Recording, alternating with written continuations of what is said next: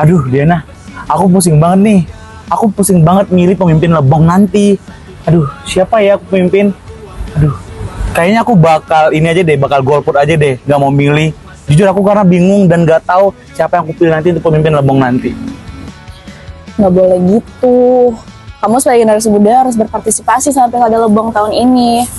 Untuk pemimpinnya nanti, kamu pilih sesuai kata hati aja. Kamu harus riset dulu nih tentang visi misi pemimpinnya, mana yang lebih bagus, mana yang lebih baik. Tapi kayaknya aku golput aja deh. Gak bohong, aku bingung banget. Kalau kamu masih bingung, kamu harus riset dulu sama visi misi pemimpinnya nanti. Terus kalau kamu nggak milih juga, kamu nggak mikirin masa depan kamu dong sama Kota Lebong. Ayo, jangan lupa datang ke TPS tanggal 27 November 2024. Datang ke TPS yang ada nama kamu, jangan sampai golput.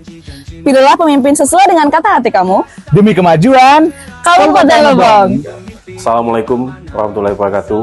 Masyarakat Kabupaten Lebong yang kami banggakan, kami KPU Kota Lebong mengimbau masyarakat Kabupaten Lebong untuk datang ke TPS pada tanggal 27 November tahun 2024. Mari datang ke TPS mulai pukul 7 pagi sampai pukul 1 siang. Gunakan hak pilih kita. Mari kita ciptakan pilkada Kabupaten Lebong yang aman dan damai.